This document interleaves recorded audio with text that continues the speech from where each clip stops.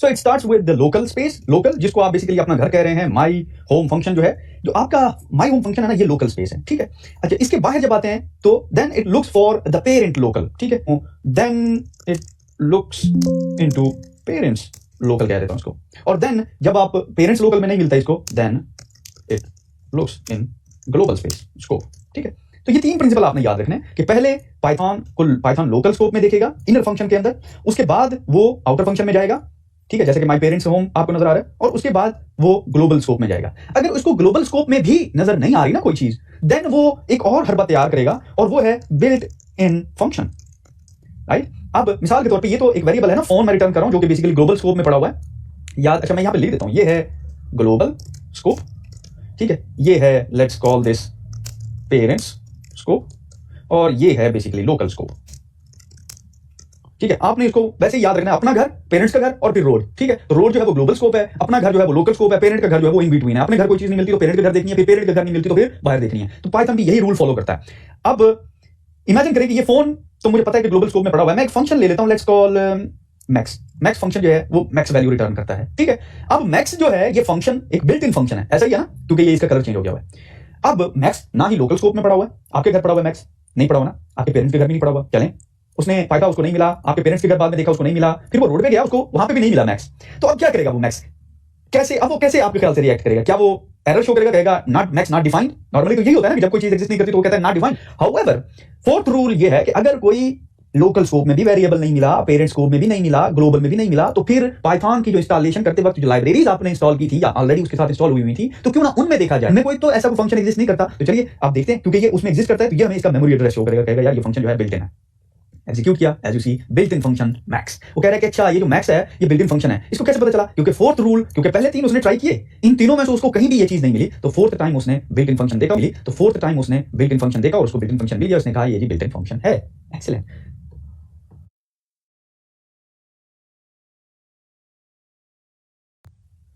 Hello guys and girls, welcome back. इस lecture के अंदर हम लोग दो इंपॉर्टेंट कीवर्ड्स के बारे में सीखेंगे। पहला है ग्लोबल और दूसरा है नॉन लोकल। तो ये कीवर्ड आप सुनते होंगे ग्लोबल और नॉन लोकल, तो इनको अभी मैं एक्सप्लेन करने लगा हूं। हमने एक एग्जांपल की थी लास्ट टाइम जिसमें मैंने स्कोप को एक्सप्लेन किया था कि ये लोकल स्कोप है, ये पेरेंट स्कोप है, या मैं इसको नॉन लोकल कह देता हूं क्योंकि ये लोकल नहीं है ना, तो नॉन लोकल हुआ ना, तो नॉन लोकल कह देता हूं, और ये ग्लोबल स्कोप है। अब जिस तरह इमेजिन करें आपका फोन घर में गुम हो जाता है, तो सबसे पहले आप अपने घर में देखते हैं, फिर आप अपने पेरेंट्स के घर देखते हैं, फिर आप देखते हैं रोड के ऊपर जाके। तो इसी तरह जब मैं यहाँ पे रन करता हूं तो ये देखिए, ये पहले मुझे फोन कहता है कि इन माई होम। अब अगर फोन वेरिएबल होम में एग्जिस्ट नहीं करता, मैं इसको एग्जीक्यूट करता हूं, तो ये मुझे कहेगा, ये मुझे वो वेरिएबल उठा के दे रहा है जो कि मेरा iPhone 10 ऑन पेरेंट्स होम, जो कि मेरे पेरेंट्स होम में पड़ा हुआ है, यानी कि जो नॉन लोकल में पड़ा हुआ है। और अगर ये नॉन लोकल वाला भी मैं रिमूव कर दूं, मैं इसको कमेंट आउट करने लगा हूं, ठीक है, नॉन लोकल वाला भी अगर मैं रिमूव कर दूं, ये देखिए, तब ये क्या करेगा, तो तब ये मुझे ग्लोबल स्कोप में जाके देखेगा कि यार अच्छा यार यहाँ पे मुझे फोन कहा था रिटर्न करने को, तो यहाँ पे तो कोई फोन नहीं पड़ा हुआ, तो उसने कहा अच्छा यार मैं नॉन लोकल स्पेस में देखता हूँ, स्पेस में इसमें तो नहीं पड़ा हुआ, हाँ नहीं यार इसमें भी नहीं पड़ा हुआ, अच्छा चलो यार कोई बात नहीं, थर्ड रूल है कि मैंने ग्लोबल में जाके देखना है, तो वो क्या कहेगा, इस मेन ग्लोबल में जाएगा कि यार ग्लोबल में पड़ा हुआ है, तो हाँ ग्लोबल में पड़ा हुआ है, तो ये रिटर्न कर देगा। ठीक है, ये तो हमने देखा, आपने इस एग्जाम्पल को अपने ध्यान में रखना। अब मेरा आपसे क्वेश्चन है, ये क्वेश्चन ये है कि व्हाट इफ यू डोंट, अब आपके पास लेट्स से यहाँ पे नहीं पड़ा हुआ ये वेरिएबल, ठीक है, और आप चाहते हैं कि यार मुझे रोड पे भी नहीं देखना है, I don't want to look for my phone on the road in global scope. मैं चाहता हूं कि ये जो वेरिएबल मेरा यहां पे पड़ा हुआ है ये मेरे पेरेंट्स के घर से एक्सेस किया जाए, ठीक है, नॉन लोकल स्कोप से एक्सेस किया जाए ये वेरिएबल।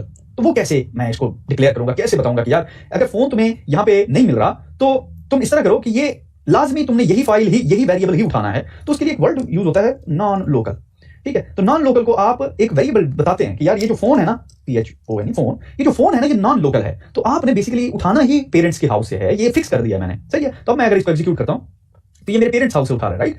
अब जरा आपने गौर करना है, मैं इसको रिमूव कर देता हूं, ये देखिए अब ये माई होम से उठा रहा है, अगर मैं इसको कॉमेंट आउट करता हूं, ठीक है, तो अब ये मेरे पेरेंट्स से उठा रहा है। एक्सीलेंट। अब आप कहें सर अगर आप ये ना भी डालते तभी तो इसने पेरेंट्स से ही उठाना था ना। Yes, this is correct. However, what if parents में ये एग्जिस्ट नहीं करता, या पेरेंट के अंदर आपने एक और वेरिएबल ही ऐसा डिफाइन किया हुआ है जो कि आपने अपने पेरेंट्स के घर से ही देखना, आपको पता है यार रोड पे पड़ा ही नहीं हुआ वो वेरिएबल, रोड पे मेरा फोन गिरा ही नहीं, मेरा फोन मेरे पेरेंट्स के घर में, तो फिर आप क्यों ना फिक्स कर दें इस पोजीशन को, एक चीज। या दूसरा सिनेरियो, व्हाट इफ आपका रोड, आपका फोन जो है वो गिरा ही रोड के ऊपर है, आपका फोन जो गुम हुआ वो हुआ ही रोड के ऊपर गुम हुआ, तो फिर इस केस में तो आप जब नॉन लॉगिन करेंगे वो तो आप हमेशा गलत जगह पे ढूंढ रहे हैं ना अपने फोन को, तो आपका तो फोन कभी भी आपको नहीं मिलेगा।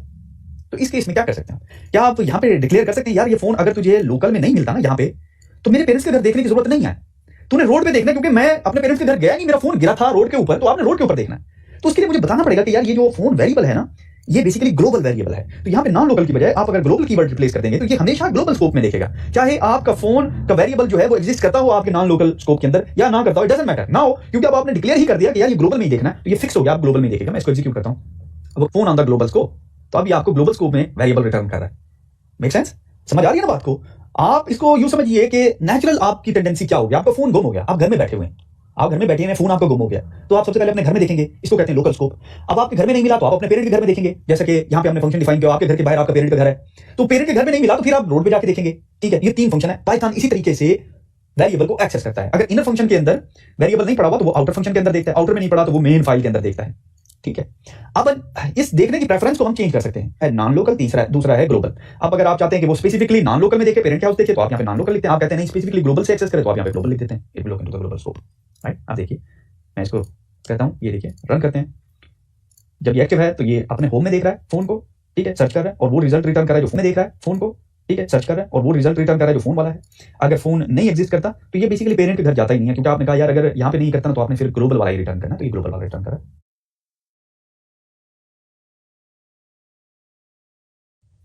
वेलकम बैक दोस्तों। कुछ लेक्चर्स पहले मैंने एक छोटा सा आपको लेक्चर दिया, मैंने कहा कि एक अच्छे डेवलपर की क्या क्वालिटी है, और उसमें हमने डिस्कस किया कि गुड डेवलपर जो है वो एक क्लीन कोड लिखता है, बग फ्री कोड लिखता है। और इस लेक्चर के अंदर मैं उसी कॉन्सेप्ट को थोड़ा सा एक्सपैंड करने लगा हूं, क्योंकि हमने फंक्शन की बात की, तो एक आइडियल फंक्शन की डेफिनेशन मैं आपको देने लगा हूं, जो कि बेसिकली आपने सीखनी थी एज ए एक्सपीरियंस्ड डेवलपर बनके। आपको इस आइडिया का पता होना था, चलना था कि यार अच्छा एक कॉन्सेप्ट एग्जिस्ट करता है और उस कॉन्सेप्ट के मुताबिक सबसे पहले हम डिफाइन करते हैं कि एक परफेक्ट फंक्शन कैसे होना चाहिए, और फिर हम उस डेफिनेशन को फॉलो करके बेस्ट से बेस्ट कोड लिखते हैं। हाउएवर, जैसे कि मैंने अब शायद आपने मैकेनिक्स पढ़ी हो थोड़ी बहुत, आपको पता है कि कोई ऐसी मशीन एग्जिस्ट नहीं करती जिसकी एफिशिएंसी 100% हो। ऐसी कोई मशीन एग्जिस्ट नहीं करती ना, या फिर जिसको परपेचुअल मोशन मशीन कहते हैं, वो ऐसी कोई चीज एग्जिस्ट ही नहीं करती जो कि 0 एनर्जी ले और काम करती रहे। यहां तक कि 0 वाट का बल्ब भी 0 एनर्जी नहीं लेता। तो आपने इस डेफिनेशन को फॉलो करना है कि हमने एक आइडियलिस्टिक फंक्शन लिखना है। तो सबसे पहले हम एक देखते हैं कि आइडियलिस्टिक फंक्शन की क्या डेफिनेशन होती है। इमेजिन करें ये आपके पास एक फंक्शन है, लेट्स से मैं इसको एक बॉक्स कह रहा हूं, ठीक है, और इस बॉक्स के अंदर कुछ कोड पड़ा हुआ है, ठीक है। हाउएवर, ये बॉक्स कुछ इनपुट लेता है और अगेन ये कुछ आउटपुट देगा आपको, ऐसा ही है ना, इन और आउट। अब ये जो आपका फंक्शन है, अगर मैं इसको कहता हूं लेट्स से एक आइडियलिस्टिक फंक्शन है, तो इस आइडियलिस्टिक फंक्शन की 2 प्रॉपर्टीज होनी चाहिए। पहली प्रॉपर्टी तो ये है कि ये हमेशा इसको सेम आउटपुट देना चाहिए इररिस्पेक्टिव ऑफ द रन। अगर आप इसको 1 मिलियन टाइम भी रन करें ना, तो इसको हमेशा आउटपुट एग्जैक्टली वही देना चाहिए जो कि प्रिडिक्टेड है। मिसाल के तौर पे अगर आप इसको कहते हैं जी 1, मैं इसको एक नंबर इंटीजर कर रहा हूं, इंटर कर रहा हूं, और फंक्शन का काम यह है कि जो भी वैल्यू इन आती है वो क्या करता है, इसके अंदर एक ऐड कर देता है और आउटपुट एज ए 2 रिटर्न करता है। ठीक है, आउटपुट एज ए 2 रिटर्न करता है। अब चाहे आप इसको 1 मिलियन टाइम भी रन करें, तो ये उस इनपुट वैल्यू के अंदर जो भी हो उसमें 1 ऐड करके आपको हमेशा रिटर्न करेगा। एक चीज। दूसरी, एक आइडियल फंक्शन की खासियत यह है कि इसके साइड इफेक्ट्स नहीं होने चाहिए। साइड इफेक्ट्स, अब साइड इफेक्ट क्या चीज है? साइड इफेक्ट में आता है फॉर एग्जांपल ये किसी ऐसे वेरिएबल को एक्सेस ना कर रहा हो जिसका आपको आइडिया ना हो, या फिर वो आपके फंक्शन के स्कोप से बाहर हो। मिसाल के तौर पे आप लेट्स से एक ऐसे वेरिएबल को एक्सेस कर रहे हैं जो कि आपके फंक्शन के अंदर मौजूद नहीं है, ठीक है, और दैट वेरिएबल जो है फर्दर एक्सेस कर रहा है किसी और वेरिएबल को, तो वो साइड इफेक्ट इंट्रोड्यूस करा देगा आपके कोड के अंदर, जो कि बेसिकली बग लेके आ सकते हैं। तो इसी कॉन्सेप्ट को मैं थोड़ा सा आपको कोडिंग के हवाले से वाज़ेह करके दिखाता हूं।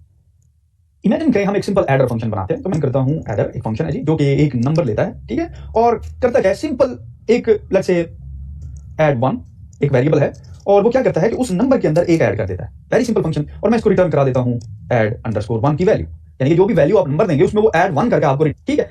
अब इमेजिन करें कि आप इस फंक्शन को कॉल करते हैं, आप कहते हैं एडर फंक्शन, और इसको आप कोई नंबर वैल्यू देते हैं, एडर और नाम लेट्स से 1 दे दिया आपने। अब जो इसको एग्जीक्यूट किया, ये आपको कोई रिजल्ट नहीं दे रहा, आप इसको प्रिंट करेंगे, ठीक है, प्रिंट।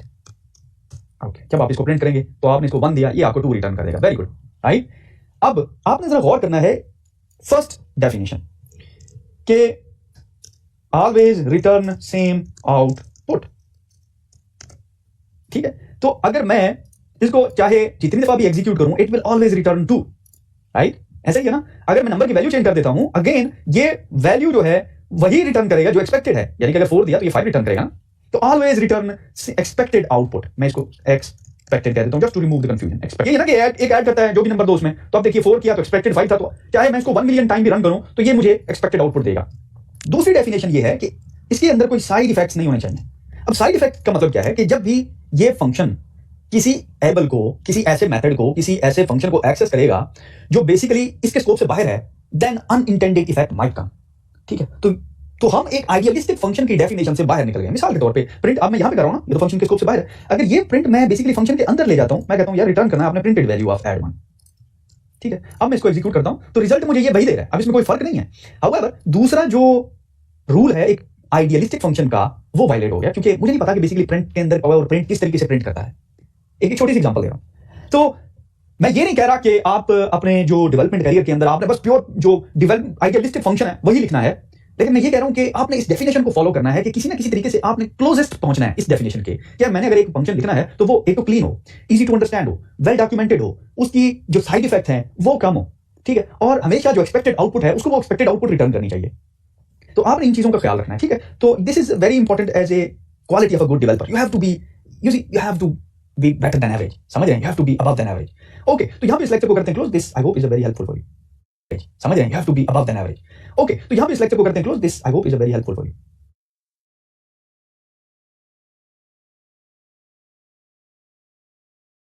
इस लेक्चर के अंदर हम लोग स्पेशल फंक्शंस की बात करेंगे और उसमें सबसे पहले हम लोग मैप फंक्शन के बारे में सीखेंगे, और आने वाले सब्सिक्वेंट 3 लेक्चर्स में फिल्टर, ज़िप और रिड्यूस फंक्शन को भी डिस्कस करेंगे, लेकिन at the moment let's focus on map function.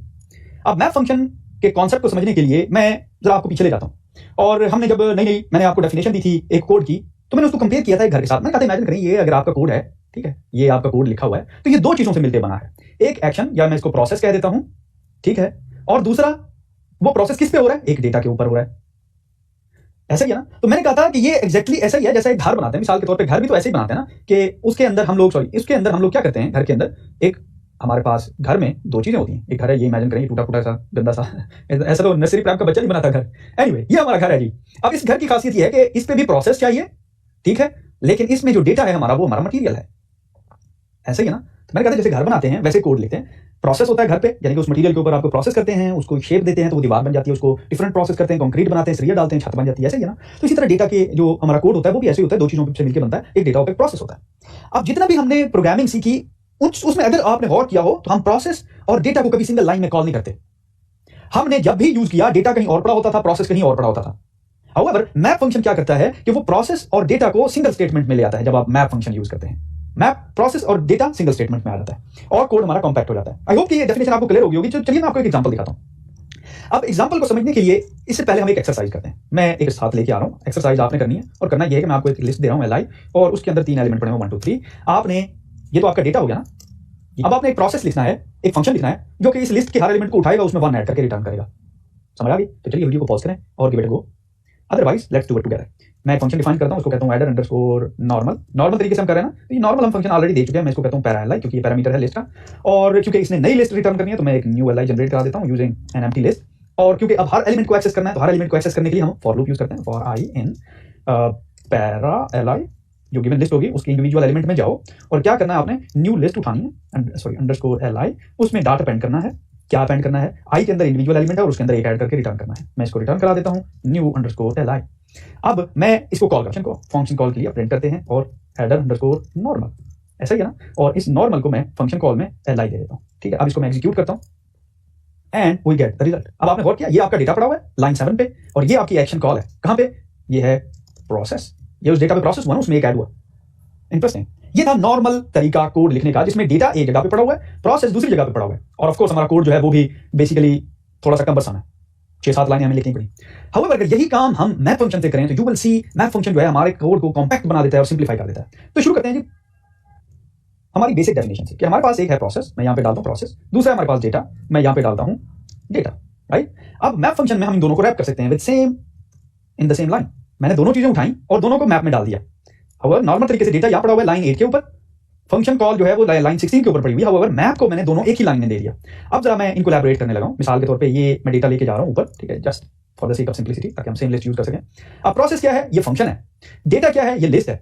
तो मैं क्या करता हूं कि ये लिस्ट उठाता हूं, यहां पे रिप्लेस कर देता हूं, लिस्ट होगी जी। प्रोसेस क्या होगा, मैं एक और फंक्शन डिफाइन करने लगा हूं डेफ, और मैं इसको कहता हूं एडर अंडरस्कोर मैप, और एडर मैप क्या है, अगेन पैरा LI लेता है, एक पैरामीटर लिस्ट लेता है, और ये रिटर्न करता है क्या, उस पैरा अंडरस्कोर LI +1, उसमें 1 ऐड करके रिटर्न करता है। अब सिंपल मैं ये फंक्शन प्रोसेस की जगह रिप्लेस कर देता हूं, दैट्स इट। अब सेम फंक्शनैलिटी फंक्शन कर रहा है जो आपका ये नॉर्मल फंक्शन कर रहा था। अब जरा आपने गौर करना है, अगर मैं इसको प्रिंट करूं ना, ये मुझे एक मेमोरी एड्रेस रिटर्न करेगा। उसका रीजन ये है कि हमने इसको एज ए लिस्ट अगर इनपुट दिया है तो हम इसको लिस्ट आउटपुट चाहते हैं। हाउएवर ये मेमोरी एड्रेस दे रहा है, क्योंकि लिस्ट इनपुट दिया है तो इसलिए हमें इसको लिस्ट के अंदर रैप करना पड़ेगा। This is one step extra जो आपको करना पड़ेगा। However now you are good to go, same result. However ये 2 लाइनों का कोड है, मोर कॉम्पैक्ट है, सिंगल लाइन में आपने कॉल किया, कम से कम 10 लाइनों का कोड है। उसके बाद आपने प्रोसेस यहाँ पे कॉल किया हुआ है, डेटा आपका ये पड़ा हुआ है। सो मेक सेंस कि आपका जो मैप फंक्शन है वो बेसिकली प्रोसेस और डेटा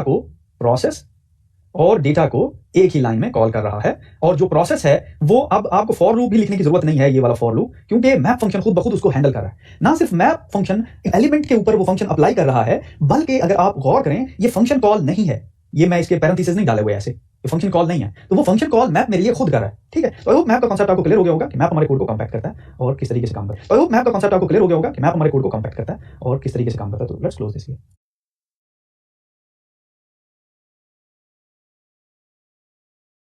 तो बात चल रही थी हमारी मैप फंक्शन की, और लास्ट लेक्चर के अंदर हमने ये देखा था कि किस तरीके से मैप फंक्शन क्या करता है कि प्रोसेस और डेटा को कंबाइन कर देता है सिंगल स्टेटमेंट में। और दूसरी बात वो ये भी करता है कि बेसिकली जो प्रोसेस का मेमोरी एड्रेस हम उसको बताते हैं, वो उस मेमोरी एड्रेस पे जाकर उस प्रोसेस को उठाता है और लिस्ट के इंडिविजुअल एलिमेंट के ऊपर वो प्रोसेस अप्लाई करता है। अगर आपको याद हो मैंने ये बताया था ना, मैंने कहा था ये देखो, अगर मैं इसको करता हूं ना प्रिंट, ये फंक्शन कॉल नहीं है जब तक मैं इसके आगे पैरेंथेसिस नहीं डालता। ये है मैं फंक्शन को एग्जीक्यूट कर रहा हूं, ये है मैं फंक्शन का मेमोरी एड्रेस बता रहा हूं। तो बेसिकली अगर मैं इसको रन करता हूं तो आप देखेंगे कि ये मुझे मेमोरी एड्रेस देगा, और यही काम हम कर रहे हैं मैप फंक्शन के साथ कि भाई इस मेमोरी एड्रेस पे एक प्रोसेस पड़ा हुआ है, वो प्रोसेस जाओ और इस लिस्ट के ऊपर अप्लाई कर दो। यही कर रहे हैं ना, ये स्पेशल फंक्शन की खासियत है, और वो सिंगल स्टेटमेंट में कर रहा है, हमारे काम को सिंप्लीफाई कर रहा है। अब हम मूव करते हैं हमारे दूसरे फंक्शन की तरफ, जिसका नाम है फिल्टर फंक्शन। एग्जैक्टली यही काम करता है, लेकिन instead of mapping individual entries to a process, ये फिल्टर करता है। बात खत्म होगी, आसान काम है ना। इंस्टेड जिस तरह मैप फंक्शन क्या करता है, मैप करता है इंडिविजुअल एंट्रीज जो एक लिस्ट के अंदर होती हैं, उनको एक प्रोसेस के ऊपर मैप करता है 1 बाय 1, वो प्रोसेस अप्लाई करता है 1 बाय 1। फिल्टर क्या करता है, प्रोसेस तो अप्लाई करता है 1 बाय 1, लेकिन फिल्टर करता है वैल्यूज को। मिसाल के तौर पे इसी लिस्ट करने लगा हूं, इसके अंदर लेट्स से कुछ रैंडम एलिमेंट्स डाल रहा हूं, राइट, कुछ रैंडम एलिमेंट्स आ गए। अब अगर मैं फिल्टर करना चाहता हूं इसमें से ऑड वैल्यू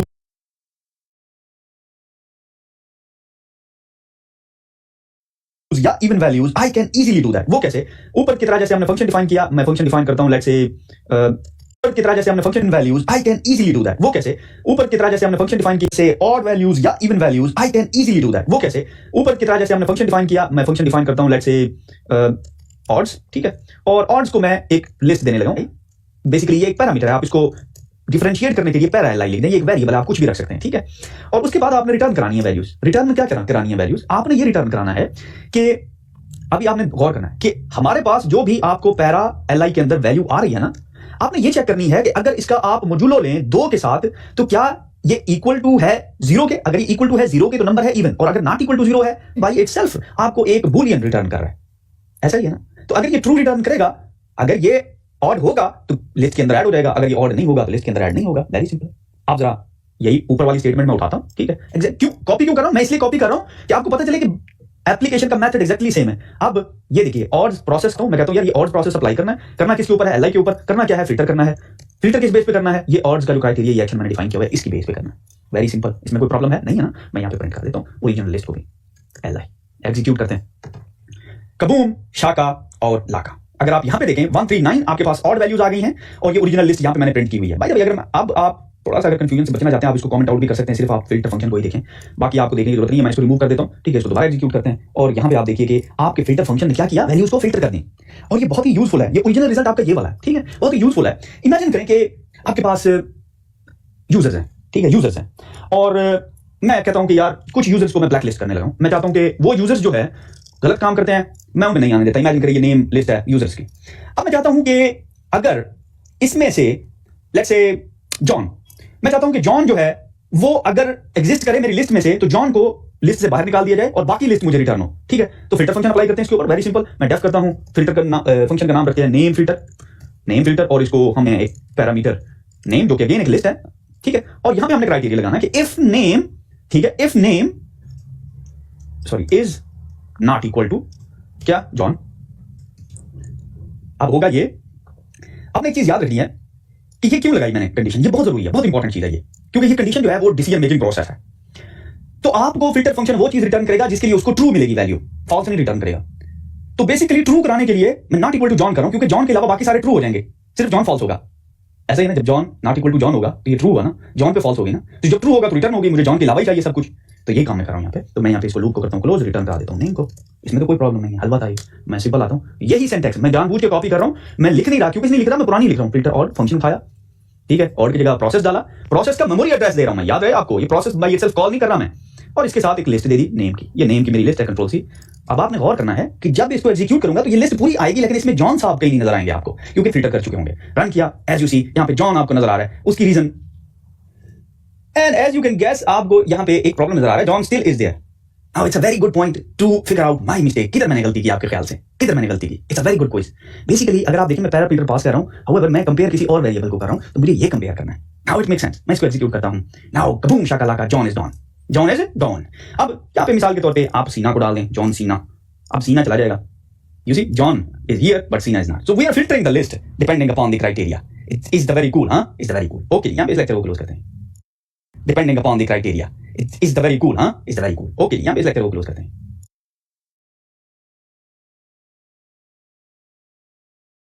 अब हम बात करते हैं जिप फंक्शन की। जिप फंक्शन क्या करता है? जिप फंक्शन दो इटरेबल्स लेता है या दो से ज्यादा इटरेबल्स लेता है और उनके एलिमेंट्स को जिप कर देता है, कंबाइन कर देता है। मिसाल के तौर पे ये देखिए, मैं कहता हूं कि एग्जांपल देने लगा आपको। मैं कहता हूं एक है li1, ठीक है, li इसको कह देते हैं 1, और इस लिस्ट के अंदर दो एलिमेंट पड़े हुए 1 2, सही है। और एक दूसरी है मेरे पास लिस्ट, उसको मैं कह देता हूं li2, और इसके अंदर एलिमेंट पड़े हुए हैं 3 4, ठीक है। अच्छा, अब जिप फंक्शन क्या करता है कि 1 को 3 के साथ कंबाइन कर देगा, 2 को 4 के साथ कंबाइन कर देगा, क्योंकि ये सेम लोकेशन के ऊपर पड़े हुए हैं, जिप कर देगा इनको। अभी आपने देखना है, मैं कहता हूं यार लिस्ट बनाओ और उस पे लगाओ जिप का फंक्शन zip, और जिप का फंक्शन आइटरेबल लेता है, लिस्ट लेता है। तो मैं इसको लिस्ट 1 देने लगा हूं, लिस्ट 1, ठीक है, कामा li2, ठीक है जी। अब मैं इसको एग्जीक्यूट करता हूं and you will see the result. 1 3 के साथ आ गया, 2 4 के साथ आ गया, ठीक है। तो ये 1 3 के साथ आ गया, 2 4 के साथ आ गया। तो आपने ये चीज गौर से देखनी है कि ये जो लिस्ट फंक्शन है ना, बेसिकली ये क्या करता है कि ये आपको दो एलिमेंट जो कि सेम लोकेशन पे पड़े हों उनको रिटर्न करता है, ठीक है। अच्छा, अब इसकी एप्लीकेशन मैं आपको बताने लगा इन दोनों को, ठीक है, क्योंकि ये सेम लोकेशन पे पड़े हुए। अब मैं इसकी आपको एप्लीकेशन बताने लगा। इमेजिन करें कि आपके पास डेटाबेस है और उस डेटाबेस के अंदर आपके पास कस्टमर का फर्स्ट नेम पड़ा हुआ है, ठीक है, और फर्स्ट नेम कुछ इस तरह से, मैं अब इसको यहीं पे रहने देते हैं। कस्टमर का फर्स्ट नेम है जी लिस्ट, उसमें लेट्स से शाहरुख और अंजलिना, ठीक है, और उनका सेकंड नेम है, लेट्स से आपके डेटाबेस में उनके सेकंड नेम पड़े हुए हैं खान और जूली।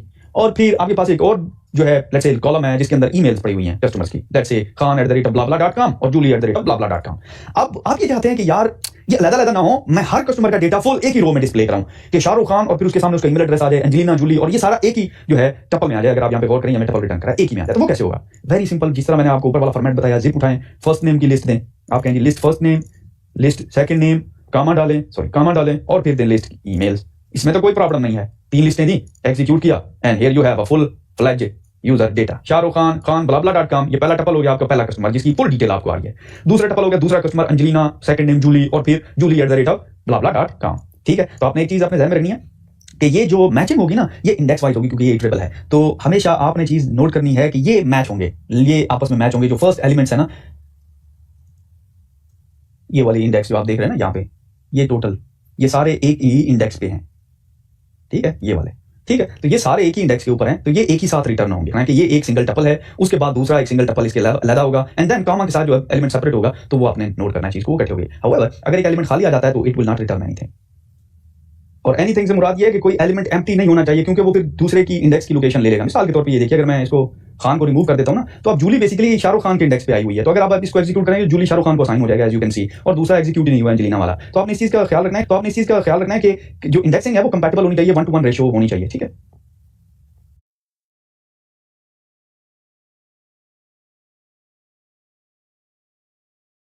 इस लेक्चर के अंदर हम लोग रिड्यूस फंक्शन की बारे में सीखने लगे हैं। रिड्यूस फंक्शन याद रहे, ये एडवांस लेवल का कॉन्सेप्ट है, और पाइथन के ओल्डर वर्जन में आपको ये नहीं मिलेगा। ये रिड्यूस फंक्शन एग्जिस्ट ही नहीं करता पुराने में, ये नए वर्जन में इंट्रोड्यूस कराया गया, नया कॉन्सेप्ट है, लेकिन मैं आपको फ्रेश कॉन्सेप्ट जो है वो फ्रेश तरीके से डिलीवर करने लगा हूं। आपने देखा मैप के बारे में सीखा, मैप क्या करता था? एंट्रीज को मैप करता था, सिंगल एंट्री को उस प्रोसेस के ऊपर लगाता जाता था। फिल्टर फंक्शन के बारे में देखा, फिल्टर फंक्शन क्या करता था? एंट्रीज को फिल्टर करता था।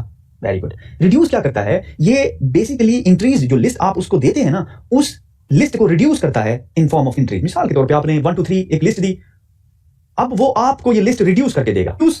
क्या रिड्यूस करेगा? वो क्राइटेरिया आपने बताना है। यार इसकी सारी एंट्रीज को आप कहें यार इसकी सारी एंट्रीज को जमा कर दो, यार इसकी सारी एंट्रीज को नेगेटिव कर दो, यार इसकी सारी एंट्रीज को मल्टीप्लाई बाय 2 कर दो, तो वो सारी एंट्रीज को मल्टीप्लाई 2 करके एक सिंगल एंट्री, एक सिंगल वैल्यू आपको रिटर्न करेगा। इसकी मिसाल ऐसे ही समझ लें, रिड्यूस फंक्शन ये करता है, बारिश हो ना, बारिश, तो आपके घर में पानी भर जाता है, एग्जांपल है, पानी भर जाता है, आपने ये पानी सारा कलेक्ट करके एक बाल्टी में डालना है, तो फिर आप क्या करेंगे?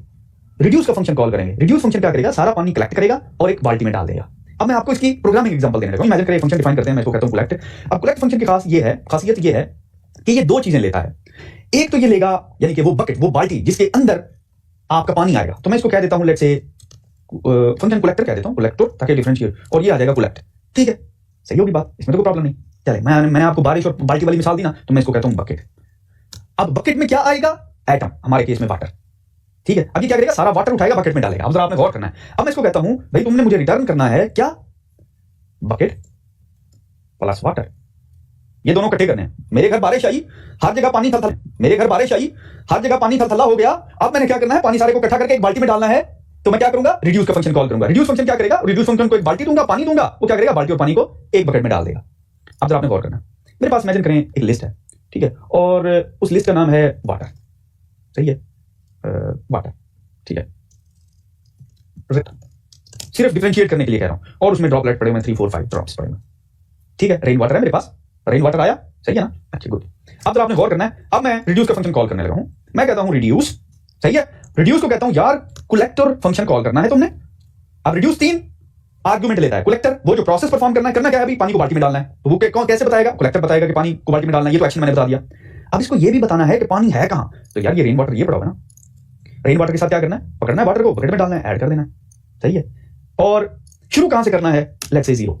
तीसरा आर्गुमेंट जो है ना वो है स्टार्ट पॉइंट कि कहां से शुरू करना है। तो यहां से मैं कह रहा हूं 0 से। ठीक है, अभी अगर मैं इसको एग्जीक्यूट करता हूं तो ये हमें एरर देगा, और वो एरर मैंने जान के आपको दिखाना है। उसकी रीजन ये है कि उसका कनेक्शन मेरी फर्स्ट लाइन इस लेक्चर की जो है ना उससे जुड़ता है कि मैंने कहा ये रिलेटिवली न्यू है। इसका मतलब ये है कि ये स्टैंडर्ड पाइथन की लाइब्रेरी नहीं है कि जब आप पाइथन इंस्टॉल करें तो ऑटोमेटिकली प्री इंस्टॉल्ड है। ये प्री इंस्टॉल नहीं आता। मैं इसको एग्जीक्यूट करता हूं, कबूम शाकाला का रिड्यूस इज नॉट डिफाइंड।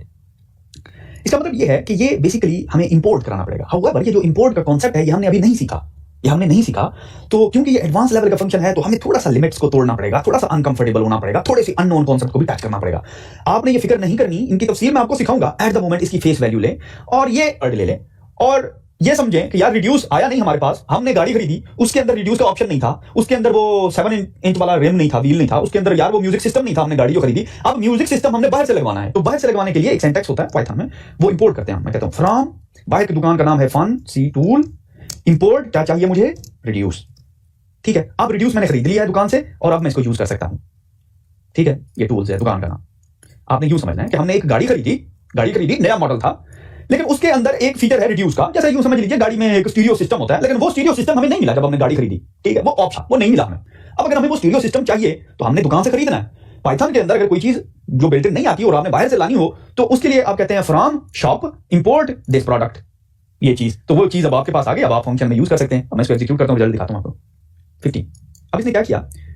पहला ड्रॉपलेट दूसरा ड्रॉपलेट ऐड कर दिया, ये क्या हो गए 3, फिर उसके अंदर तीसरा ड्रॉपलेट ऐड किया, 3 3 6 हो गए, चौथा ड्रॉपलेट ऐड किया 6 4 10 हो गए, और उसके अंदर पांचवा ड्रॉपलेट ऐड किया 15 हो गए। टोटल वाटर जो बकेट के अंदर आ गया। Isn't it cool? Is the very cool. अब जरा मैं आपको दिखाता हूं ये कर क्या है। अगर आप यहां पे करें ना प्रिंट, और आप कहें प्रिंट में सबसे पहले आप इमेजिन करें कि आप ये देखना चाहते हैं कि ये मैकेनिज्म चल क्या रहा है, तो बकेट और वाटर में यहां पे डाल देता हूं, प्रिंट करता हूं बकेट और वाटर। ठीक है, जस्ट टू शो यू चल कैसे रहा है। अब जरा आपने गौर करना है, पहले 0 से ये शुरू हुआ, ठीक है, और इसने पहला वाटर रेन का ड्रॉपलेट उठाया और उन दोनों को ऐड कर दिया, तो 0 और 1 कितने हो गए? 1 हो गए। तो अब बकेट के अंदर 1 ड्रॉपलेट पड़ा हुआ है, बकेट के अंदर 1 ड्रॉपलेट पड़ा हुआ है। फर्स्ट गो में 0 और 1 हो गए, तो एक कतरा जमा हो गया पानी का। अब ये दोबारा गया इस फंक्शन के ऊपर और इसने देखा कि बकेट के अंदर एक कतरा ऑलरेडी पड़ा हुआ है। अब मैंने पानी का दूसरा एलिमेंट उठाना है। पानी का दूसरा एलिमेंट में कौन सा है? 2। तो अब एक कतरा बाल्टी के अंदर है, 2 कतरे रेन के बाहर पड़े हुए हैं, ये दोनों को ऐड करेगा। तो अब कितने हो गए? 3 कतरे बाल्टी के अंदर, ये दूसरे रन में, तीसरे रन में 3 कतरे हो गए बाल्टी के अंदर। अब ये दोबारा जाएगा, 3 कतरे बारिश के उठाएगा, 3 कतरे बाल्टी में ऑलरेडी पड़े हुए हैं, दोनों को जमा करो, ये 6 हो गए। ठीक है, एंड 10 हो गए and 15। Is it the cool? Is the very cool? I hope कि आप लोगों को ये समझ आ गई होगी एग्जांपल। नहीं आई तो प्लीज गिव इट अ गो और इसको एक दो दफा ट्राई करें। नहीं आई तो प्लीज गिव इट अ गो और इसको एक दो दफा ट्राई करेंगे। It's very easy, you will grab it.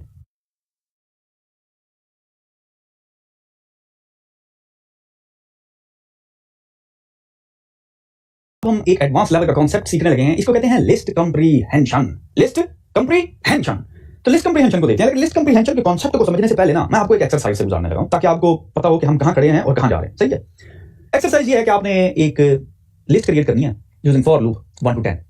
कैसे करेंगे? Very simple. आप कहें लिस्ट 1 इज इक्वल टू एक एम्प्टी लिस्ट और फिर आप फॉर लगा दें फॉर आई इन रेंज, कहें जी 10 तक चली जाए। ठीक है, और फिर आपने क्या करना है, इस li_1 के अंदर डॉट अपेंड मारना है और अपेंड के अंदर आपने ये आई डाल देना है। अब सिंपल अगर आप प्रिंट करते हैं li_1, तो ये आपको लिस्ट प्रिंट हो जाएगी 1 to 10। ये तो आप कहें सर मेरे बाएं हाथ का खेल था, ये तो आपने मेरे नॉलेज का मजाक उड़ाया आपने इस तरह का छोटा सा चुना सा क्वेश्चन करके। Very good, excellent. अब क्वेश्चन मेरा ये है कि किस तरीके से हम इसको मजीद कॉम्पैक्ट बना सकते हैं। कंप्रीहेंशन का मतलब आप समझे, आप जब इंग्लिश के लिटरेचर पढ़ते तो कहते थे जी कंप्रीहेंसिव पैराग्राफ लिखें, यानी कि कॉम्पैक्ट हो लेकिन फुल ऑफ कंटेंट हो। वो कैसे बनेगा? तो लिस्ट कंप्रीहेंशन मैं आपको बताने लगा। लिस्ट कंप्रीहेंशन बेसिकली क्या करती है, इस पूरे के पूरे लूप को सिंगल स्टेटमेंट में डाल देती है। ठीक है, वो कैसे? मिसाल के तौर पे अगर यही काम मैंने लिस्ट कंप्रीहेंशन से करना है और एक लिस्ट क्रिएट करनी है li1, तो आपने जरा गौर करना है कि ये क्या है हमारे पास, ये एक्सप्रेशन है, ये वेरिएबल नहीं है बेसिकली, ये तो यहां पे हम वेरिएबल यूज कर रहे हैं, ये तो एक्सप्रेशन है बेसिकली, यानी कि यहां पे मैं +2 भी तो कर सकता हूं ना, i+2, तो ये तो एक्सप्रेशन है। तो आपने पहले क्या काम करना है, लिस्ट के अंदर डालना है एक्सप्रेशन को। सबसे पहले एक्सप्रेशन को जो लिस्ट आप क्रिएट करें उसके अंदर सबसे पहले क्या आ गई, स्पेस डालनी है। फिर आपने डालना है फॉर लूप। ठीक है, मैं इसको रिमूव करते जाता हूं, बल्कि फॉर लूप आ गया, सही है, इसमें तो कोई प्रॉब्लम नहीं। That's it guys. Now print li1 execute, kaboom shakalaka, same result. और सुनाओ, मजा आया कि नहीं? एक सिंगल लाइन के अंदर हमने काम कर दिया। ये तो है केस 1, जिसमें हम एक्सप्रेशन को एक वेरिएबल के तौर पे यूज कर रहे हैं। जरा मैं इसको डिवाइड करने लगा हूं कि इसके कितने पार्ट्स हैं। बेसिकली एक लिस्ट कंप्रीहेंशन के केस 1 में 2 पार्ट्स हैं। यहां पे मैं इसको लाइन लगा के डिवाइड कर देता हूं। ये जो पार्ट है बेसिकली ये है लूप। हाउएवर ये जो आपको नजर आ रहा है आई वाला पार्ट, ये क्या है, expression, EXP, expression, loop, expression, 2 parts हैं, एक्सप्रेशन और लूप। अच्छा, अब जरा मैं इसको, ये तो था पहला केस, इसके अंदर हमने एक्सप्रेशन को single as a variable use किया। अब मेरा आपसे दूसरा क्वेश्चन ये है कि चलें जी, अब आप मुझे, आपने 0 to 9 ये लिस्ट क्रिएट की ना, अब मुझे एक लिस्ट क्रिएट कर दें जो कि 0 to 9 का स्क्वायर हो। This is very cool. आप कहें सर ये मेरे बाएं हाथ का खेल है, आपने फिर इतना हलवा क्वेश्चन किया है। चलें आप यहां पे फिर वीडियो को पॉज करके give it a try, otherwise follow me. List 2, आप एक एम्प्टी लिस्ट क्रिएट करते हैं, फॉर i in रेंज लगाते हैं, रेंज आपको 1 से 10 तक चाहिए। फिर उसके बाद आप कहते हैं जी जो li1 ही क्रिएट करनी है ना, मैंने सॉरी li2 कह देते हैं, li2, उसके ऊपर अपेंड मारो और जो i है उसको स्क्वायर कर दो 2 टाइम्स और फिर प्रिंट कराओ मुझे li_2। आप एग्जीक्यूट करते हैं, आपको उसी लिस्ट का स्क्वायर मिल जाता है। Is the very cool, very good. ये तो है केस 2। अब अगर मैं कहूं कि यार इसी चीज को आप लिस्ट कंप्रीहेंशन में लिखें तो वो कैसे लिखेंगे? अब जरा देखिए, मैं इसी लूप को ब्रेक करने लगा हूं लिस्ट कंप्रीहेंशन में। लिस्ट कंप्रीहेंशन में जो लिस्ट आपने क्रिएट करनी है, यही लिस्ट क्रिएट करनी है ना जो कि एम्प्टी क्रिएट की भी, उसमें सबसे पहले क्या आता है, एक्सप्रेशन। ये आपकी एक्सप्रेशन है, तो आप ये एक्सप्रेशन उठाएंगे, यहां पे डाल देंगे। वैसे ही वही काम है जो हमने वेरिएबल के साथ किया था। नेक्स्ट आपका क्या आता है, लूप। ये आप लूप उठाएंगे, ये यहां पे डाल देंगे। अब ये सारा रिडंडेंट कोड है, ये वाला, इसकी जरूरत नहीं है। इसको एग्जीक्यूट किया, कबूम शाकालाका, दोनों का रिजल्ट एग्जैक्टली द सेम है। वो 2 लाइनों का कोड है, ये देखिए ये कितना लंबा कोड है इसका, इसी के अंदर आपने ये काम कर दिया। Make sense? वेरी इजी ना? तो अब दोबारा मैं जरा इटरेट करता हूं लिस्ट कंप्रीहेंशन कि इस लिस्ट के ना 2 पार्ट्स हैं, यहां पे डिवाइड कर देते हैं। पहला है एक्सप्रेशन, दूसरा है लूप। मैं इसको कह देता हूं लूप, और दूसरा है एक्सप्रेशन। अब ये एक्सप्रेशन किसी भी किस्म की हो सकती है। आपने एक चीज को नोट करना है कि ये एक फुल फ्लैग एक्सप्रेशन भी हो सकती है। यहां पे तो मैं सिर्फ मल्टीप्लाई बाय 2 करा रहा हूं। ठीक है, ये 2 पार्ट्स हो गए। एट द मोमेंट हम 2 पार्ट देख रहे हैं। गुड। तो दूसरा केस हो गया। पहले केस में हमने सिर्फ वेरिएबल डाला, दूसरे में सिर्फ जो है एक्सप्रेशन डाली। अब तीसरा क्वेश्चन मेरा आपसे, रेडी है? तीसरा क्वेश्चन। अब ये जो क्वेश्चन को आंसर करेगा ना, उसको मैं एक पेप्सी की बोतल पिलाऊंगा। क्वेश्चन ये है कि अब आपने ये जो लिस्ट जनरेट की ना, इसमें से मुझे इवन अलग कर दें, फिल्टर कर दें मुझे। अब फिल्टर में यूज करो, लाजमी आप फिल्टर फंक्शन लगाएं, लेकिन आप अगर आपका दिल लगा दे, आप सिंपल इफ भी लगा सकते हैं। आप मुझे सिर्फ इसमें से इवन नंबर की लिस्ट एक्सपेक्ट कर दें। चलिए यहाँ पे वीडियो पॉज करना शुरू करें, पेप्सी की बोतल पीनी, अदरवाइज लेट्स गेट स्टार्टेड। मैं एक लिस्ट क्रिएट करता हूं और मैं इसको कहता हूं लिस्ट 3, और ये एम्प्टी लिस्ट है। सही होगी बात? Very good. अब हमने करना क्या है कि हमने बेसिकली यही काम ही करना है ना, 10 लेके उसका स्क्वायर करना है, स्क्वायर के बाद हमने उसको फिल्टर आउट करना है ना। अच्छा, अब जरा देखना आपने, मैं कहता हूं यार बात ही है, फॉर i in रेंज, और रेंज मुझे चाहिए 10 तक। ठीक है, और मेरे पास, सॉरी इसको क्लोज करते हैं, और मेरे पास एक लिस्ट है li_3, उसके अंदर डॉट अपेंड मारना है मैंने, क्या, i का स्क्वायर। ठीक है, अब आपको यहां पे एक कंडीशनल चाहिए ताकि आप ये डिसीजन ले सकें कि क्या ये स्क्वायर इवन है या ऑड है। तो आप सिंपल यहां पे ये कर सकते हैं कि आप कहें यार ये जो i आ रहा है ना, ये चेक करो, इफ i का मोडुलो लूं 2 के साथ, i का मोडुलो लूं 2 के साथ, और वो आ जाता है हाँ, तो फिर ये है कौन सा नंबर, इवन नंबर। ठीक है, अब अगर आपके पास ये इवन नंबर आए तो फिर उसका स्क्वायर आपने लिस्ट के अंदर अपेंड कर देना है, जस्ट लाइक दिस। ठीक है, नाउ इट मेक सेंस। अब मैं इसको प्रिंट करता हूं और मैं कहता हूं li_3 एग्जीक्यूट करते हैं, एंड कबूम शाकालाका 2 4 16 36 64 आपके पास एक लिस्ट आ गई है। कौन सी? इवन नंबर की लिस्ट आ गई है। ठीक होगी बात? Very good. अब आपके कोड के कितने हिस्से हैं? एक लूप है, एक कंडीशनल है, एक ऑपरेशन है, 3 हिस्से हो गए। तो ये है हमारा केस 3। अब इसी चीज को आपने लिस्ट कंप्रीहेंशन में लिखना है, सिंगल लाइन के अंदर। अब जरा गौर करना है, मैजिक होने लगा, मैजिक। ये पेप्सी वाली बोतल का सवाल था, आप लोग हार गए। अब आपने ये नहीं करना कि सर आप पेप्सी पिलाएं। अब जरा आपने गौर करना है। मैं ये लिस्ट उठा लेता हूं, मैं पूरा कोड उठा लेता हूं, बल्कि इसको सिंप्लीफाई करते हैं आपको। वो सोडा की मशीन सामने चल रही हो ना, आंखों को सोडा तैयार हो रहा हो तो जरा पीने में ज्यादा मजा आता है। अब ये देखिए लिस्ट है ये। अब मैंने ये लिस्ट क्रिएट करनी है ना, तो सबसे पहले मैंने क्या बोला था आपको कि एक्सप्रेशन चाहिए होती है। तो ये देखिए मैं एक्सप्रेशन डालने लगा हूं, रिमूव करते हैं। जी आ गया आपके एक्सप्रेशन। अब एक्सप्रेशन के बाद मैंने आपको बताया था हमारा फॉर लूप आता है। फॉर लूप आ गया जी, हुक्म करो, फॉर लूप आ गया। अब फॉर लूप के ऊपर हमने कोई कंडीशन लगानी है कि हम अंधे फॉर लूप नहीं रन कर रहे हैं। हम कहते हैं कि अगर ये कंडीशन पास होती है तब ये फॉर लूप एग्जीक्यूट हो और फिर एक्सप्रेशन परफॉर्म हो। तो ये फॉर लूप उठाते हैं, पोजीशन के ऊपर स्पेस डाल दी, ये फॉर लूप आ गया आपके पास। अब इसकी जरूरत नहीं रही, मैं इसको जरा छोटा कर देता हूं। हियर यू हैव, ये था ओरिजिनल कोड, ये है लिस्ट कंप्रीहेंशन का code. Very very simple. Execute करते हैं, the result will be exactly the same. ये लिस्ट कंप्रीहेंशन का रिजल्ट है, ये नॉर्मल रिजल्ट है, राइट। अब थोड़ा सा मैं इसको दोबारा ब्रेक डाउन करने लगा हूं। एक लिस्ट कंप्रीहेंशन के 3 हिस्से होते हैं, उसको मैं डिवाइड करने लगा हूं, first, second and third. First, second, third. पहला हिस्सा होता है एक्सप्रेशन, दूसरा हिस्सा होता है लूप, तीसरा हिस्सा होता है कंडीशन। अब आप कंडीशन यूज ना भी करें तब भी काम चल जाता है। हाउएवर एक्सप्रेशन और लूप एक लिस्ट कंप्रीहेंशन के लाज़िम व मलजूम हैं। जैसा चोली दामन का साथ होता है, वैसा एक्सप्रेशन और लूप का चोली दामन का साथ है लिस्ट कंप्रीहेंशन। ये तो क्लियर हो गई ना बात? Very good. तो यहां पे करते हैं इसको क्लोज, चोली दामन का साथ है लिस्ट कंप्रीहेंशन। ये तो क्लियर हो गई ना बात? Very good. तो यहां पे करते हैं इसको क्लोज, तो see you in the next one.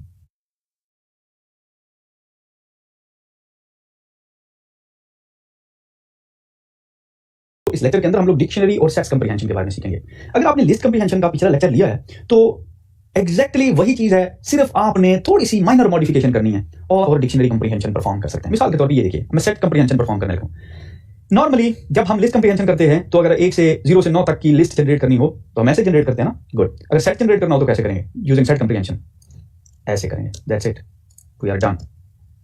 इसको रिमूव कर दिया, वी आर डन गाइस। आपने सेट कंप्रीहेंशन सीख ली, कांग्रेचुलेशन। अगर सेट कंप्रीहेंशन की आपने एक चीज याद रखनी है, सेट क्योंकि यूनिक एलिमेंट को रखता है, तो अगर आप इसमें unique element non unique element introduce करेंगे तो सिर्फ यूनिक एलिमेंट डिस्प्ले होंगे। वो सेट की प्रॉपर्टी है, वो कंप्रीहेंशन की प्रॉपर्टी नहीं है। ये है जी सेट कंप्रीहेंशन। अब हम बात करते हैं जी डिक्शनरी कंप्रीहेंशन की। अब डिक्शनरी कंप्रीहेंशन, इमेजिन करें कि आपके पास एक सिंपल डिक्शनरी है, लेट्स से ये वाली, सही है। डिक्शनरी के अंदर एक्स और वाई 2 वैल्यूज पड़ी हुई हैं। अब आप लेट्स से इन वैल्यूज का स्क्वायर लेना चाहते हैं यूजिंग डिक्शनरी कंप्रीहेंशन। तो लेट्स से मैं इसको कहता हूं माई dic dict comp, ठीक है, comp is equal to, again dictionary comprehension क्या सिंबल है डिक्शनरी का? Curly braces. अब 3 पार्ट कौन से होते हैं? एक्सप्रेशन होती है, ठीक है, उसके बाद क्या होता है? लूप होता है, यही सीखा था ना। और उसके बाद जो है स्टेटमेंट होती है कुछ और, इसमें कोई स्टेटमेंट नहीं है, कंडीशनल, ठीक है। स्पेलिंग गलत है लेकिन बात समझ आ गई आपको। अब जरा आपने गौर करना है। सबसे पहले तो मैंने करना क्या है, तो मैं इस तरह करता हूं कि वैल्यूज को उठा लेता हूं पहले फॉर लूप लगा के। इसको एक्सप्रेशन को रहने देते हैं, मैं कहता हूं फॉर 2 वेरिएबल, क्योंकि हर वेरिएबल में वैल्यू स्टोर होगी, एक में की होगी एक में वैल्यू होगी। मैं कहता हूं फॉर की कामा वैल्यू, या इसको कहते हैं की कामा वैल्यू यूई एन, किसके अंदर? ये हमारी डिक्शनरी है, उसके अंदर आइटम्स इसके निकाल लो। अब सारे आइटम्स की को साइन हो जाएगी, वैल्यू को साइन हो जाएगी। अब मैंने करना क्या है? अब मैंने ये करना है कि इसकी वैल्यू के ऊपर ऑपरेशन परफॉर्म करना है जो कि एक्सप्रेशन करेगी। तो मैं इनको यहीं पे उठा के कॉपी पेस्ट करता हूं, यहां पे डालता हूं की और वैल्यू का सिंटैक्स, और यहां पे स्क्वायर मार देता हूं, प्रिंट कराते हैं जी हमारा रिजल्ट, और रिजल्ट है my dict comp। एग्जीक्यूट करते हैं and you get x is equal to 1, y is equal to 4। 2 का स्क्वायर कितना होता है? 4। अब जरा आप इसको मज़ीद इलैबोरेट कर लेते हैं। मैं z इंट्रोड्यूस कराने लगा हूं और इसके अंदर एक और एलिमेंट डाल देते हैं, ठीक है। अब मैं इसको एग्जीक्यूट करता हूं, you will see z is equal to 9, क्योंकि कहता हूं you will see z is equal to 9 क्योंकि z का स्क्वायर आ गया, और ये क्या है? एक डिक्शनरी है। तो कांग्रेचुलेशन, आपने डिक्शनरी कंप्रीहेंशन सीख।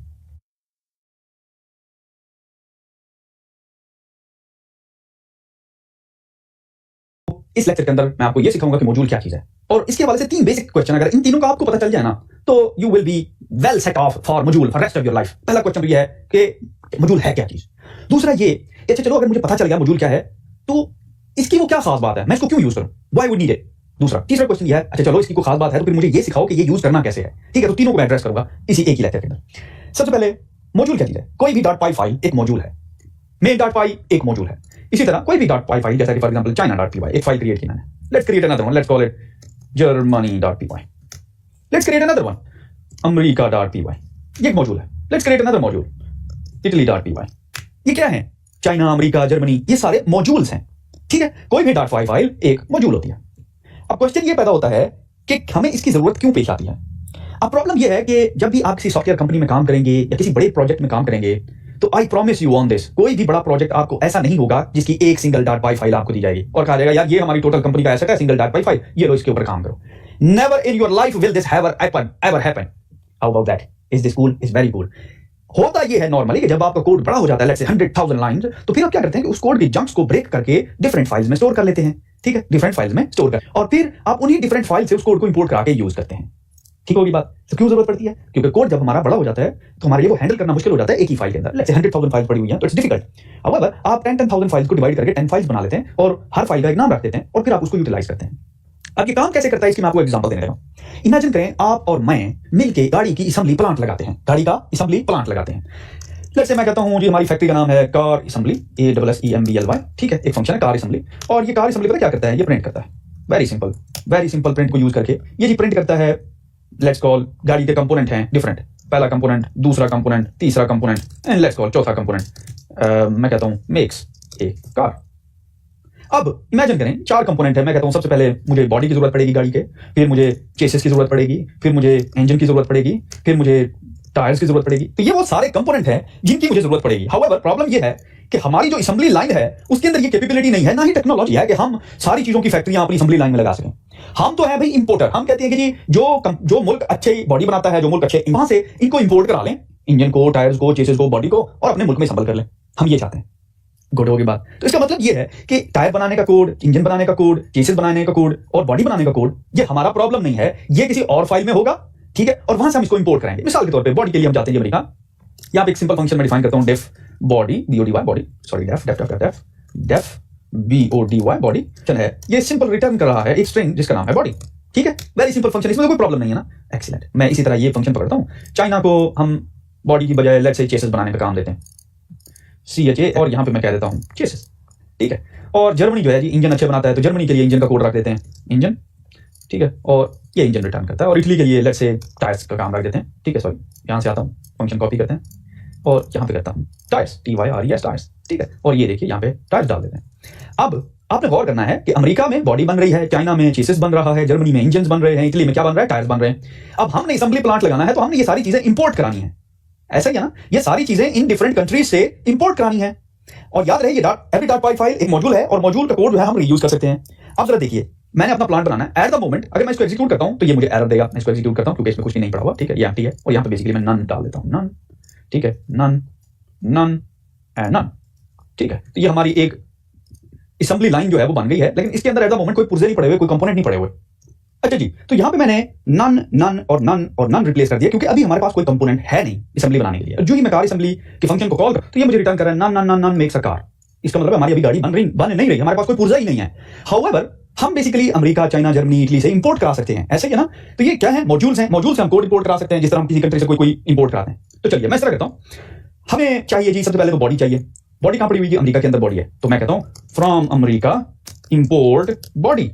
इसमें कोई प्रॉब्लम है? नहीं है ना प्रॉब्लम। अब मैं इस बॉडी को यूज कर सकता हूं अपनी फैक्ट्री के अंदर। मैं इस बॉडी फंक्शन को कॉल करता हूं। बॉडी फंक्शन याद है क्या रिटर्न कर रहा है? एक स्ट्रिंग रिटर्न करता है बॉडी। तो अब जरा मैं वापस आता हूं और फैक्ट्री अपनी रन करता हूं। तो ये देखिए ये कह रहा है body none makes a car. तो हमारी कार की बॉडी जो है वो लग गई है। बाकी 3 और कंपोनेंट रहते हैं जिनमें से टायर्स हैं, इंजन है और चेसिस है। ठीक है, अच्छा अब चेसिस कहां से मंगवाना है? चेसिस तो चाइना के पास अच्छे बनते हैं, तो चेसिस जी चाइना से मंगवाते हैं। चलिए, तो मैं कहता हूं from China import chassis.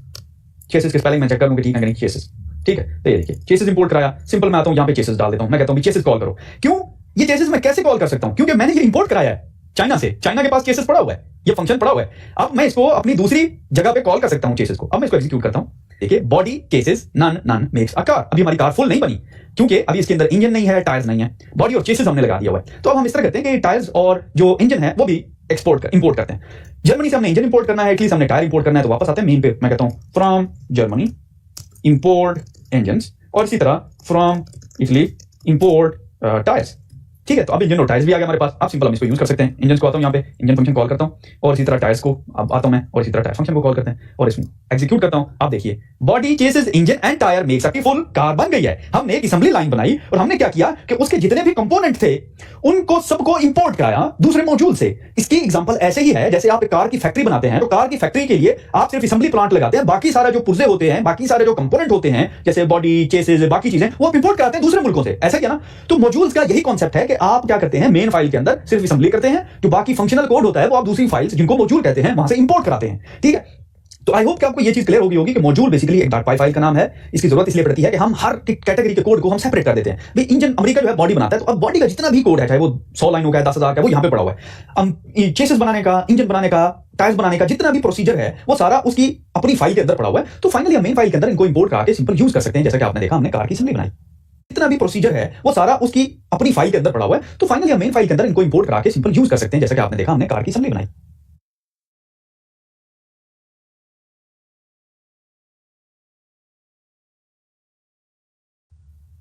Hello, welcome back और गुड मॉर्निंग दोस्तों। इस लेक्चर के अंदर हम लोग पैकेज के बारे में सीखेंगे। लास्ट लेक्चर में हमने मॉड्यूल की बात की और अगर मैं इसको समराइज करूं तो मॉड्यूल बेसिकली और कुछ भी नहीं है, आपके कोड को ऑर्गेनाइज करने का तरीका है। और ये ऑर्गेनाइजेशन जो है ये kind of more subjective thing है। ये किसी एक लेक्चर में मैं आपको नहीं सिखा सकता कि यार इस तरीके से ऑर्गेनाइज करो। ये आप एक्सपीरियंस से सीखते हैं कि अच्छा मेरे कोड की ये रिक्वायरमेंट्स है, मैं इसको किस तरीके से बेस्ट ऑर्गेनाइज कर सकता हूं ताकि मैं इसको आगे आने वाले जूनियर मेरे डेवलपर्स के लिए और जो मेरा क्लाइंट है उसके यूज के लिए किस तरीके से बेहतर हो सकता है। ये ओवर द एक्सपीरियंस आप डेवलप करेंगे, लेकिन आपको ये पता होना चाहिए कि हाँ ये फीचर्स एग्जिस्ट करते हैं और ये काम कैसे करते हैं। ये सिखाना जो है I think it's very important. Last lecture में हमने मॉड्यूल की बात की। मॉड्यूल मैंने कहा कोई भी .py फाइल है और मैंने मॉड्यूल के रियलिस्टिक एग्जांपल भी दिखाई कि हमने एक कार असेंबली का प्लांट बनाया जिसमें हम इंपोर्ट कराते थे डिफरेंट मॉड्यूल्स थे और उसको मैंने relate let's say America, China और जर्मनी से हम इंपोर्ट कराते थे टायर और डिफरेंट कंपोनेंट हम उसको यूज करते थे। अब पैकेज क्या चीज है, ये तो मॉड्यूल्स थे ना। पैकेज बेसिकली क्या है कि इन मॉड्यूल्स को आप किसी फोल्डर में डाल सकते हैं। जब एक से ज्यादा या एक मॉड्यूल एक फोल्डर में पड़ा होता है तो उस फोल्डर को पैकेज कहते हैं। अब आप डिफरेंट पैकेजेस बना सकते हैं। मिसाल के तौर पे मैं इस तरह करता हूं, ईस्ट और वेस्ट का पैकेज बनाने लगा हूं। मिसाल के तौर पे एक न्यू फोल्डर डिफाइन करता हूं और मैं कहता हूं ईस्ट, जो कंट्री से मुझे सप्लाई आती है वो है जी चाइना, और एक और मैं पैकेज बनाने लगा हूं वेस्ट, और वेस्ट से जो मुझे सप्लाई आ रही है मेरी फैक्ट्री के लिए वो आ रही है जी, सॉरी मैंने ये गलत जगह पे बना दिया, मैंने इसको बनाना था मेन लेवल के ऊपर। ठीक है, ये बाहर ले आते हैं इसको और यहाँ पे इसको रिमूव कर देते हैं। ठीक है, ये देखिए इसको रिमूव कर दिया। तो ईस्ट में चाइना पड़ा हुआ है, यहाँ पे आते हैं मेन पे और यहाँ पे मैं क्रिएट करता हूँ और इसको कहते हैं वेस्ट। ठीक है, ईस्ट नहीं वेस्ट। अच्छा, अब वेस्ट के अंदर कौन कौन से कंट्रीज हैं जहां से मैं कर रहा हूँ, वो है जी चाइना, इटली और जर्मनी। ठीक है, तो जर्मनी मेरा गायब हो गया बेचारा, किधर चला गया बताइए।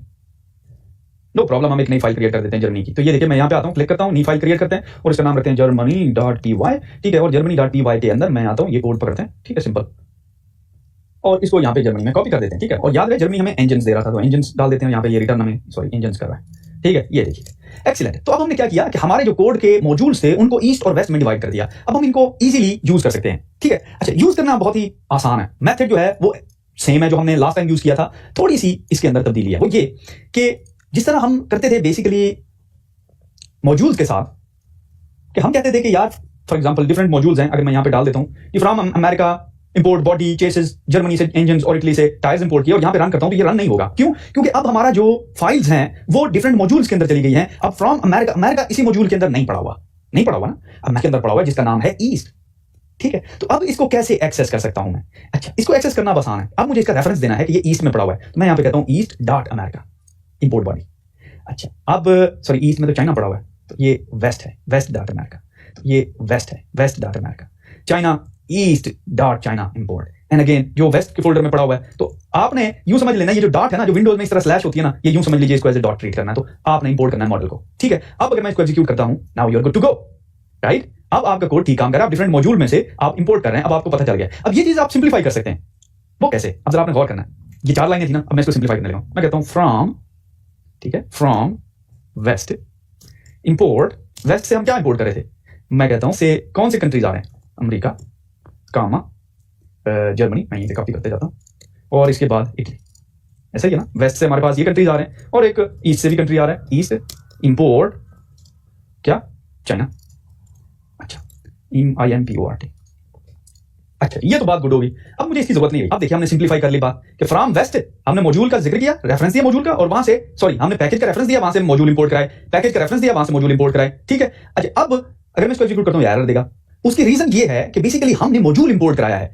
अब इस मॉड्यूल के अंदर फंक्शन पड़ा हुआ है, लेकिन हमने इसको ये बताया नहीं है कि ये बॉडी का फंक्शन कौन से मॉड्यूल के अंदर पड़ा हुआ है। अब ये बताने के लिए मैं यहां पे आके यहाँ पे रेफर कर सकता हूँ कि बॉडी जो है वो अमेरिका के अंदर पड़ी हुई है, तो मैं कहता हूँ अमेरिका डॉट बॉडी। ठीक है, चेसेस हमारा किसके अंदर पड़ा हुआ था, बेसिकली केसेस हमारा पड़ा हुआ था चाइना के अंदर। ठीक है, तो चाइना में चलते हैं, तो मैं कहता हूँ चाइना डॉट चेसेस, जर्मनी डॉट एंजन्स, और उसके बाद इटली डॉट टायर्स। अब मैं इसको एग्जीक्यूट करता हूँ, इट विल बी हैप्पी। ठीक है, थोड़ा सा वेट कर लेते हैं, फाइल सेव हो रही है।